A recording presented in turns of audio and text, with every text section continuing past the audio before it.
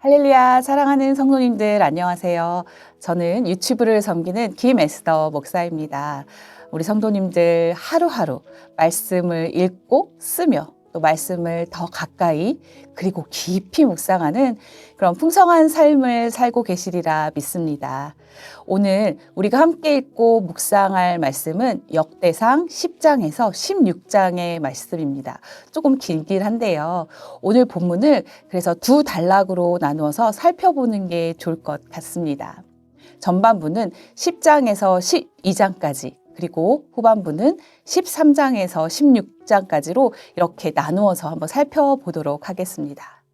먼저 10장에서 12장에서는 사울의 죽음에 대한 내용과 온 이스라엘의 왕이 된 다윗이 나옵니다. 그리고 뒤에 이어 다윗의 시대가 얼마나 막강했는지를 이렇게 보여주는 내용이 나옵니다. 그리고 여기에는 두 가지 전쟁이 등장을 하죠. 사울의 전쟁과 다윗의 전쟁입니다. 이 똑같은 전쟁이지만 그 결과는 아주 판이하게 다릅니다. 첫 번째 본문 10장의 전쟁의 결과는요, 패배하고 또 쫓기다가 비참하게 죽고 맙니다. 두 번째 11장에서 12장의 전쟁에서는 이스라엘은 승리하고 그 승리한 용사들을 강조해주고 있습니다. 첫 번째 전쟁의 중심에는 사울이라는 인물이 있고 두 번째 전쟁의 중심에는 다윗이 있습니다. 비슷한 듯 다른 이 두 단락에 극명한 차이를 만들어낸 그리고 전쟁의 결과에도 차이를 만들어낸 이유가 무엇인가에 대해서 우리가 살펴보면 좋겠는데요. 우리 두 말씀을 통해서 알 수 있을 것 같습니다. 사울이 죽은 것은 여호와께 범죄하였기 때문이라 그가 여호와의 말씀을 지키지 아니하고 또 신접한 자에게 가르치기를 청하고 여호와께 묻지 아니하였으므로 만군의 여호와께서 함께 계시니 다윗이 점점 강성하여 가니라. 아멘. 본문을 통해서 우리는 실패와 성공의 이유를 알게 됩니다.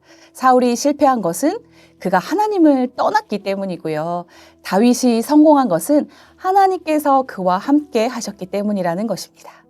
사울의 실패는 완료형, 끝나버린 사건입니다. 그런데 다윗의 승리와 성공은 강성하여 가니라. 계속되어지는 진행형입니다. 사람은 하나님과 함께해야 강해질 수 있습니다. 공동체도 나라도 하나님과 함께해야 강성해질 수 있습니다.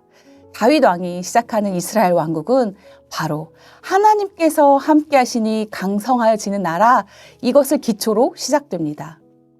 그리고 11장에서 12장까지는 다윗을 돕는 다윗의 용맹한 용사들이 서술됩니다. 영화에서 주연만 등장하면 심심하고 재미없겠지요.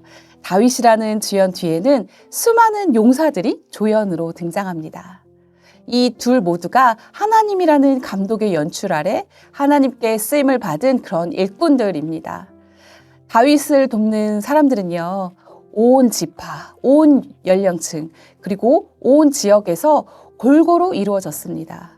이 모두가 연합해서 다윗을 도운 것입니다. 혼자 10걸음을 앞서 나가는 게 아니라 서로 다른 10사람이 하나로 뭉쳐서 함께 한 걸음을 내딛었지만 그것은 10걸음 전진하는 것보다 더 훌륭하고 강력한 것 같습니다. 우리 교회도 우리 나라도 그랬으면 참 좋겠습니다. 하나님을 사랑하는 한 마음과 뜻으로 뭉쳐서 함께 손을 잡고 또 서로 도우며 한 발 한 발 나아가는 그런 교회, 그런 나라가 되길 소망해 봅니다. 두 번째 단락은 13장에서 16절까지로 언약궤의 이동에 대한 이야기입니다. 사무엘과 사울의 통치 기간에 방치되었던 언약궤를 옮겨온다는 것은 정말 중요한 사건이죠. 다윗은 언약궤를 통해 하나님의 뜻을 구하려고 한 것이고요. 또 왕의 승리와 백성들에 대한 그의 주권이 오직 여호와께 물음, 여호와께 찾음으로 인한 것임을 확실하게 보여주는 부분일 것입니다. 그런데 13장에서는 다윗의 언약궤 이주가 실패합니다. 다윗의 열정으로 우리가 우리 하나님의 궤를 우리에게로 옮겨오자 이렇게 빠르게 진행을 시켰지만 바로 이어지는 12절에 보면 그날에 다윗이 하나님을 두려워하여 이르되 내가 어떻게 하나님의 궤를 내 곳으로 오게 하리요 하고 이렇게 절망하는 모습으로 바뀝니다. 여기에 나타난 다윗의 실수는 바로 잘못된 방법을 사용한 것이지요. 언약궤는 레위 자손 중에 그앗 자손들의 어깨에 메고 운반해야 했습니다. 그런데 세수레에 싣고 그앗 자손이 아닌 웃사를 통해 옮긴 것입니다. 하나님의 말씀을 가볍게 여긴 것입니다. 여기서 알 수 있고 우리도 경험하는 것일 텐데요. 인간적인 열심과 하나님의 진리가 늘 맞아떨어지진 않습니다. 인간적인 열심이 오히려 하나님의 뜻을 앞서거나 거스르기도 한다는 것입니다. 그래서 우리의 열심과 하나님을 섬기려는 좋은 의도는 하나님이 원하시는 하나님의 뜻과 방법에 의해서 수행되어져야 합니다. 이어지는 우리 14장은 언약궤 이주 실패와 성공 사이에 다윗 왕국에 임한 하나님의 복에 대한 내용입니다. 블레셋과의 전쟁에서 2번 모두 승리를 거두고 날로 명성이 높아집니다. 블레셋이 침략했을 때 다윗은 즉각 하나님의 뜻을 구합니다. 14장 10절 상반절에 보니까 다윗이 하나님께 물어 이르되, 그리고 14절 상반절에도 다윗이 또 하나님께 묻자온데, 이렇게 하나님께 묻고 하나님의 뜻을 찾은 다윗을 통해서 다윗은 자신을 뛰어난 지도자로 앞세우는 게 아니라 하나님이 이스라엘 진정한 통치자임을 백성들에게 보여준 것입니다. 10장 14절에 사울이 여호와께 묻지 아니하였으므로와 완전 대조적인 모습의 다윗이죠. 15, 16장은 마침내 언약궤 이주가 완료되는 내용입니다.